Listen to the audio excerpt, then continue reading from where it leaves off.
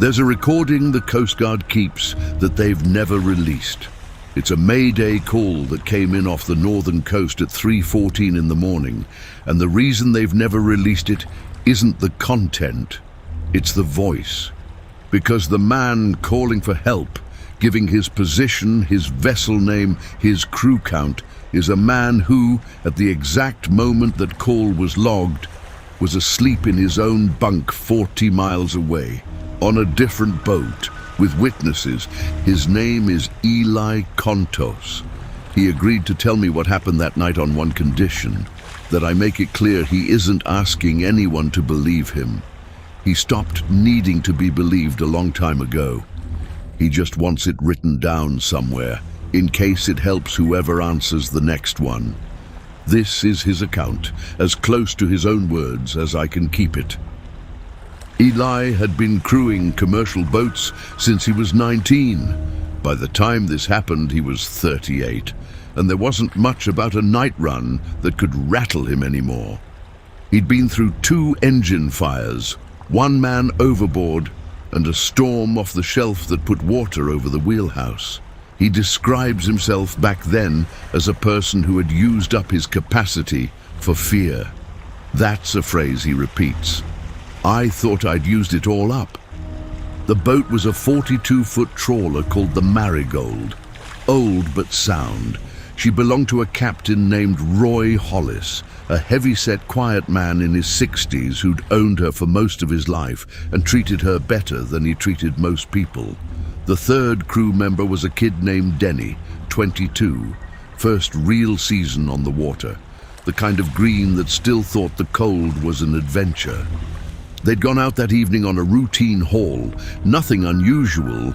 Flat water, thin fog, a moon somewhere behind the overcast that turned the whole world the color of a dead television screen. They set their gear, they ate. Denny lost a hand of cards to Hollis and complained about it, and by 1 in the morning Eli had the wheel while the other 2 slept. He remembers the quiet most of all. Out that far, past the shipping lanes, there's a kind of silence that presses on your ears. No other lights, no other engines, just the Marigold talking to herself. The creak of her, the water against the hull, the tick of the gauges. And then, at 3:14, the radio spoke. It was a Mayday, a man's voice, calm at first, then not. He gave a vessel name Eli didn't catch the first time. He gave a position, and Eli's stomach dropped because the position was close, under 2 miles. He gave a crew count of 3, and then he said something that Eli says he has never been able to explain, not in 9 years of trying. The man on the radio said, "We can see your lights, please. We can see your lights." Eli looked out at the black water. There was nothing out there. No boat, no lights but his own. But if the man could see the Marigold's lights, then the man was close enough that Eli should have been able to see him too. He woke Hollis. That's protocol. A Mayday that close, you respond, no discussion. Hollis came up rubbing his face, listened to the replay, and got very still in a way Eli didn't like. He asked Eli to read back the vessel name. Eli hadn't caught it. So they waited for the next transmission, and it came, weaker now, the calm gone out of the voice entirely. "This is the fishing vessel Marigold. We are taking on water. 3 souls aboard."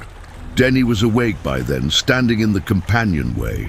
Nobody said anything for a moment, because Marigold was their boat, their name, painted on their own stern, not 30 feet behind where they stood. Hollis got on the radio himself. He identified their vessel, their call sign, and he asked the other boat to confirm its name. There was a long pause full of static, and then the voice came back.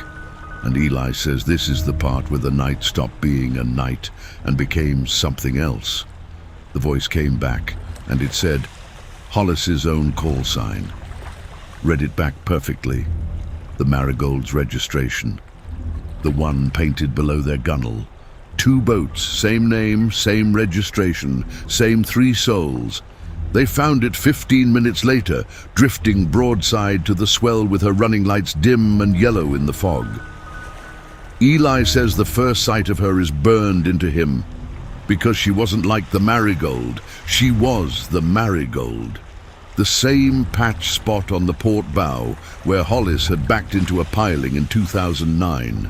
The same rust bleeding from the same bolt. The same faded orange life ring lashed to the same rail. They came alongside. They called out. Nothing answered. No voice now, though the radio had gone silent only minutes before. The other boat sat low, listing, exactly as a boat taking on water would sit. But her deck, when their spotlight swept it, was empty. Hollis didn't want to board. Eli could see it in him. But there were 3 souls on that manifest, and you do not leave 3 souls in the water, and every instinct 20 years at sea had built into them said go. So Eli went. He stepped from his deck onto hers, and the 2 boats touched, and he says the sound they made, hull against hull, was the loneliest sound he'd ever heard. His deck was wet, not sea wet, warm wet, he says, like a room where someone's just showered. He crossed to the wheelhouse and the door was open and the light inside was on.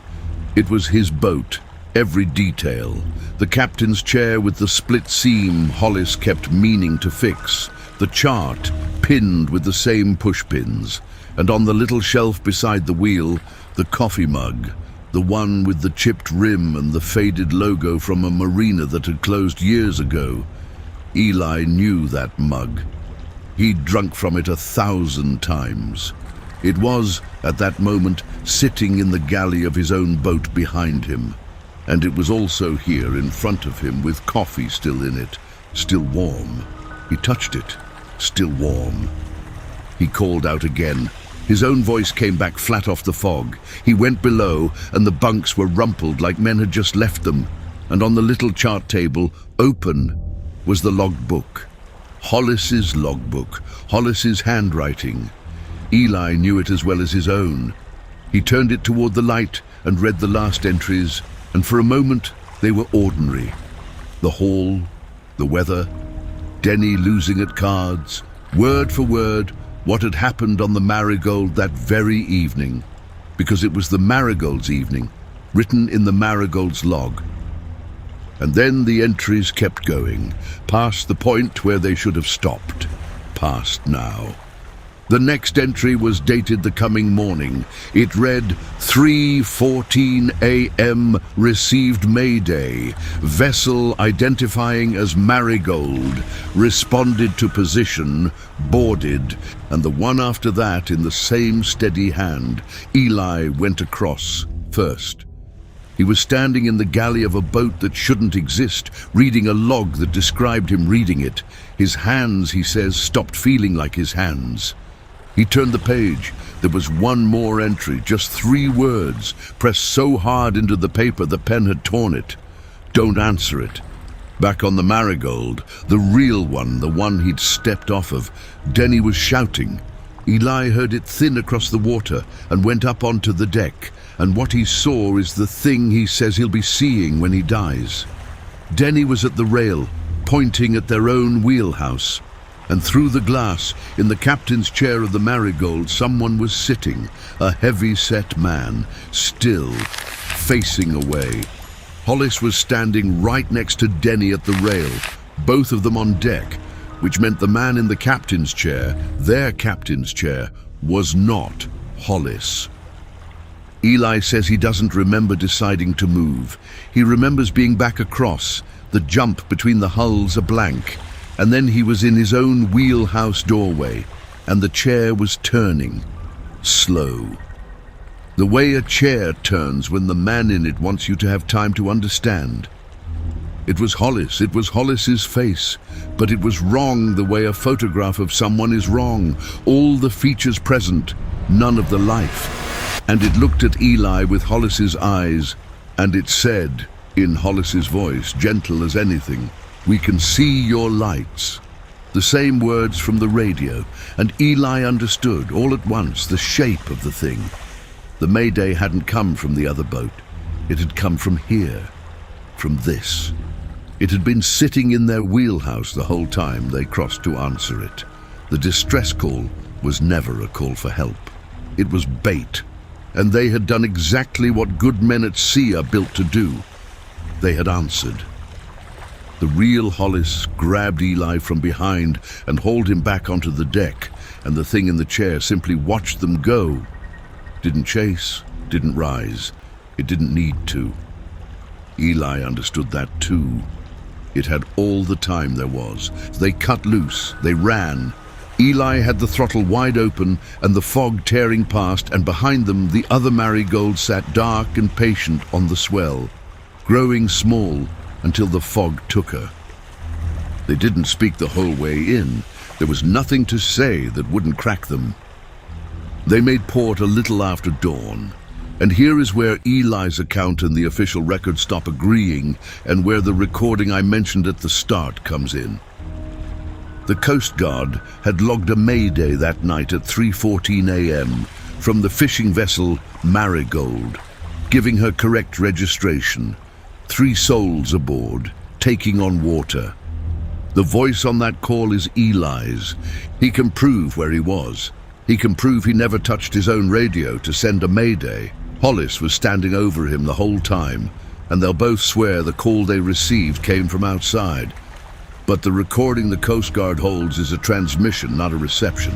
It went out, from the Marigold, in Eli's voice, and in it, he gives their position, and he says the words he swears he never spoke. "We can see your lights. Please, we can see your lights." He has listened to it exactly once. He says the man on that recording is calm in a way he has never been calm in his life. Calm the way the thing in the chair was calm. And he thinks he can't prove it. He just thinks that somewhere out on that black water there is a boat that is the Marigold in every rivet and every rust stain, and it is drifting, and it is waiting, and one night its radio will speak in a voice that belongs to somebody who is, at that moment, asleep and safe, and 40 miles away. And that person will do what he did, because it's the right thing to do. Because you do not leave 3 souls in the water. Hollis sold the Marigold within the year.